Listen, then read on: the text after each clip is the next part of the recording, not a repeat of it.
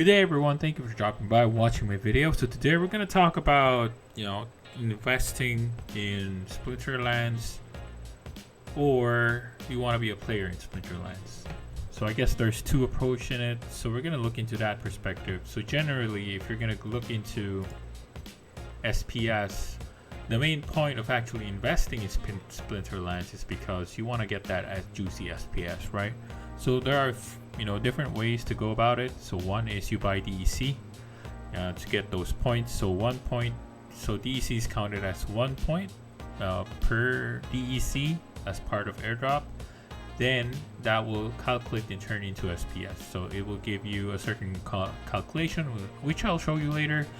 There's also available online calculators for it. Then you'll be able to know how much exactly you're gonna get on a daily basis. And the second option is you just buy SPS straight. Then you can use the staking option here, and you get extra SPS. Now the thing is, for the APR, it has been decreasing for the ever since. It used to be over 200%. Now it's down 100%. And I would assume this would start going down the more days go by. I guess that's the nature of APR. It's not always going to be static. It's always going to be dynamic. Maybe it'll go lower, maybe it'll go higher, but based on the current trend, it's always been going down. So that's the second option. And I guess the third option is you try to buy more collection power, or you try to buy land plots, because these are straightforward items. And yeah, the thing is, for collection power, it's not cost efficient when you're going to try to buy it. So I'll talk about that later. But in any case, as an investor, those are the main options, right? Either buy DEC, buy SPS, and stake it, or grow your collection power, or buy land plots, which are very expensive right now. So if you don't want to play the game, those are the things you can do. But if you are a player, definitely you want to look into the collection power.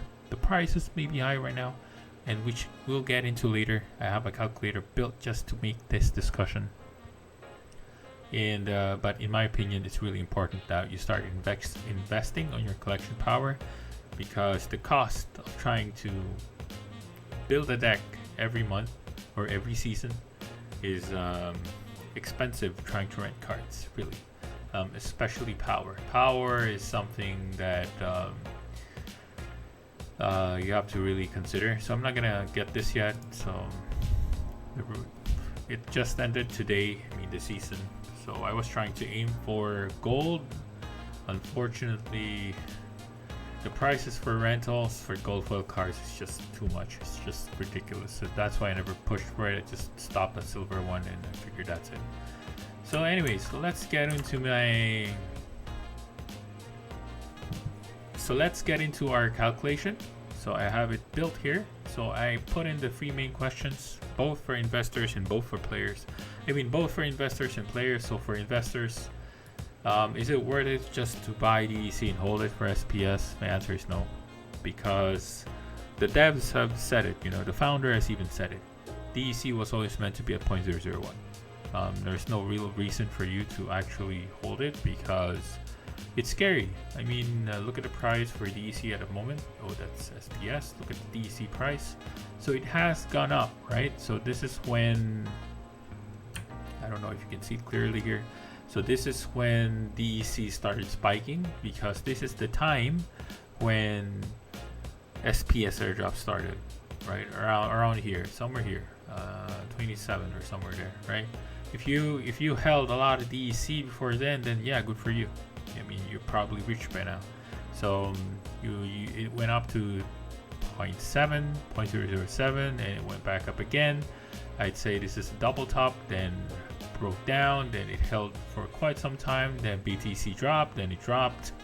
So right, I think not. This is not BTC. This is when BTC dropped, I think, around 0.67. Then it died down here, and at the moment it's going down. So I don't know if it's really worth holding it. I don't want to hold it. If I were in your position, I don't want to do it. So I'd say no.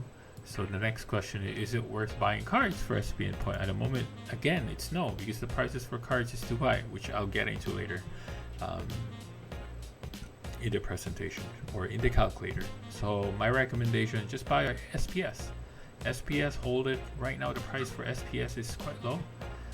It's actually at the current, it's already at hang on, here it is. So it's currently at 0.229. We're gonna look at the past, let's say 90 days, because this is when it started, right? So the entry price for this one was around 0.18. We're almost there, pretty much. And I think this is bottom price. This is, I think, the best time to get into SPS, in my opinion. Unfortunately, my friends and I went in at around 0.37, 38, then it dropped. So like, oh, it hurts a lot, but that's how it is, right? So the price for SPS right now is low, and yeah, for me, I think it's best time to get into. Then hopefully it goes up in the long run, because there's a lot of plans ahead for the dev team, right? There's still a lot of things that they can do, and SPS airdrops will be ongoing for I think another 11 months, like 11 months or 10 months, I think. So we still have a lot of time to also get that extra SPS. So just think of the earnings that you get from your collection power as a bonus for SPS, right? So that's my question for as an investor. I mean, those are my answers as an investor.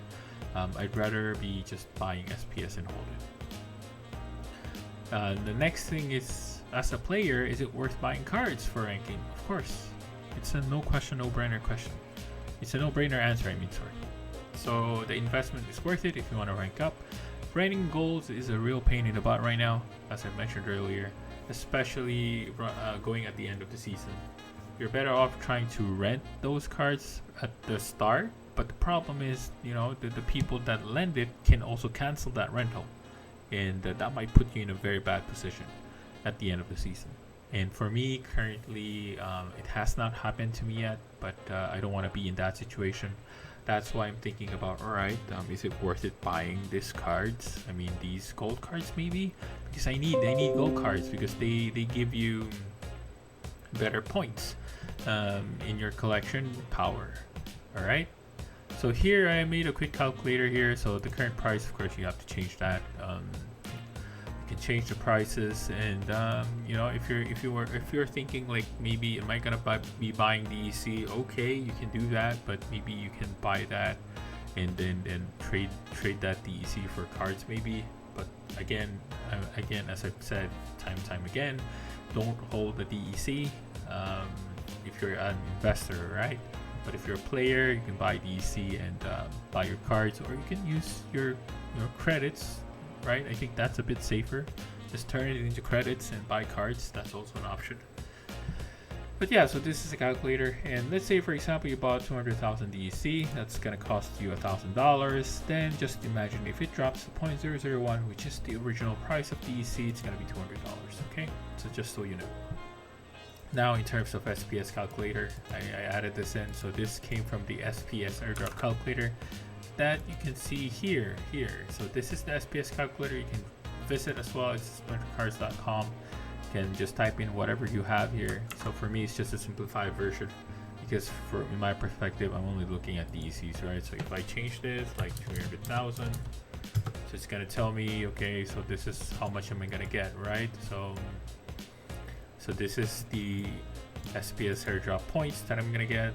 I mean, SPS token, I mean. So 43 tokens, that's gonna be around $10 at the moment with the current SPS price. So that's the calculation. Land, I just included it just for visibility purposes. I mean, the current price in terms of DEC value, because airdrop points for land is 10,000, it's really expensive. Like 50, it's supposed to be only $54, but it's 440. So let's like I don't know, 6 times, 7 times or more, is it? Let's do a quick calculation.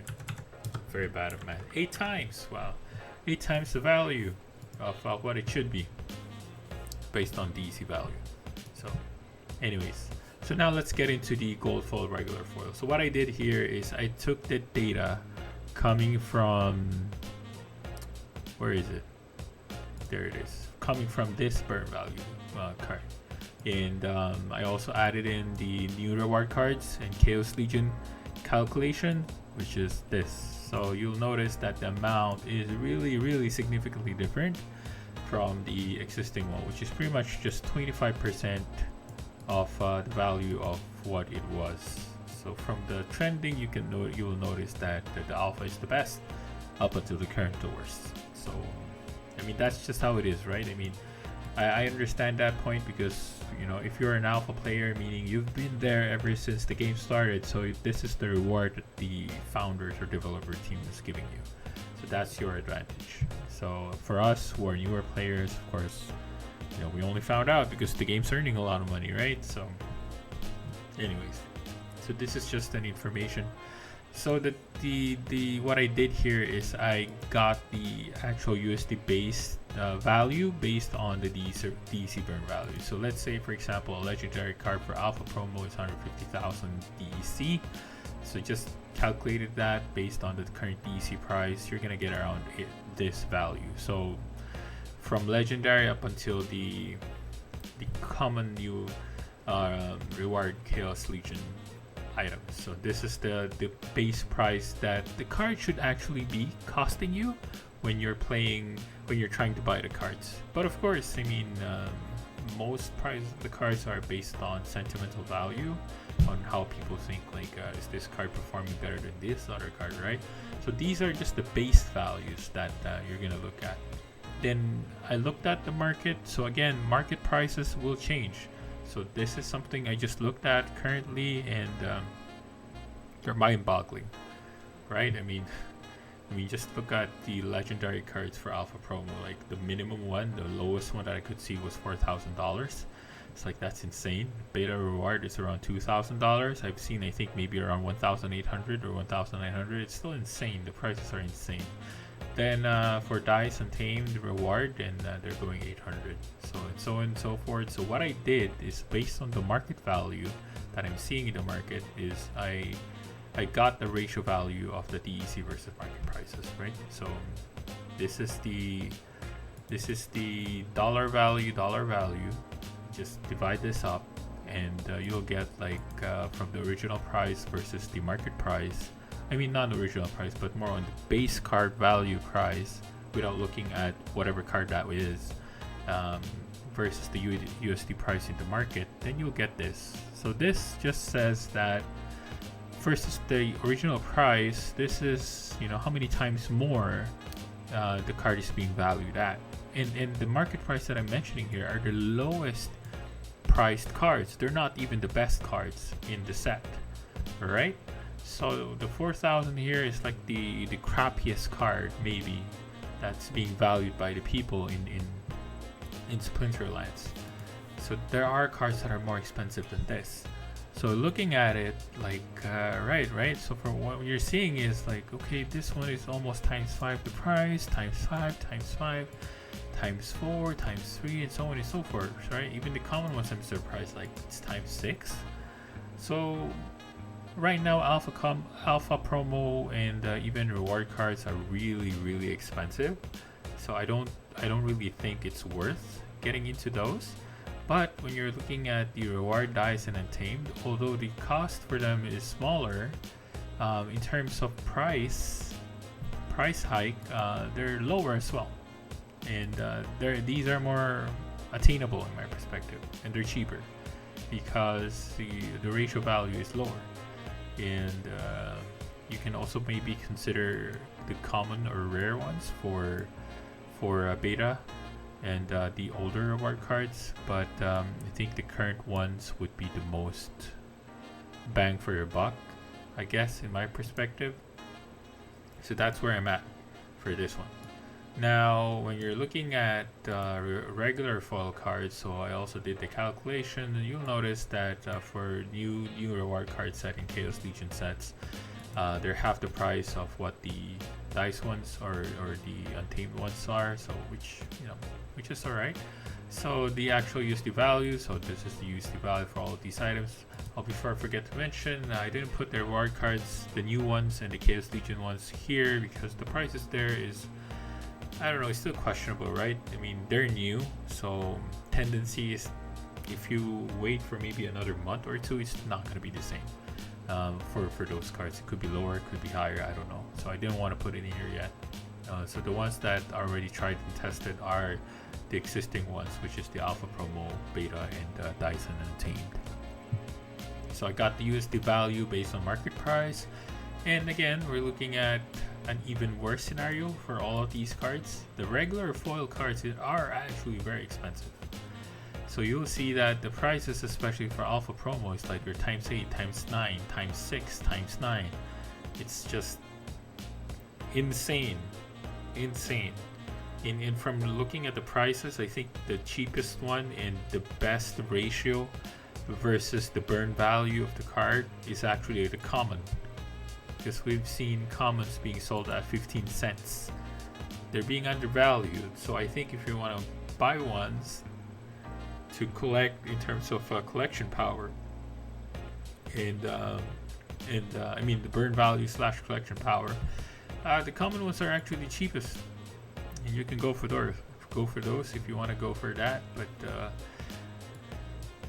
But yeah, so the prices are pretty insane. So from the looks of it, in my perspective, if you want to start building collection power, gold foil is still the best. Because if you're going to look at the ratios, the regular priced ones, I mean the regular foil ones are practically more expensive than the gold foil ones, right? I mean, not in dollar value, but in terms of the DEC value / USD value of that item, right? So yeah, just so you know, I mean, for me, I'm looking at gold foil cards currently because I need the collection power. So with this information, it tells me that okay, I'll probably invest more in these cards because they're they're the bang for your buck money. But for regular ones, I'll probably just pick the ones that I need, because these ones I'll probably use only for those that I'm gonna build up to use for actual battles, while the gold ones, of course, because of the prices, I mean, the dollar value of these items are way more insane compared to regular ones, right? So I'm gonna use these ones just for collection power, and I'm gonna use these ones, although more expensive in terms of dollar per DEC value, but they're cheaper in the overall dollar value, so I'm still gonna use this for building a deck. Enough rambling. Hope this helps you out, and hope you have a nice day ahead.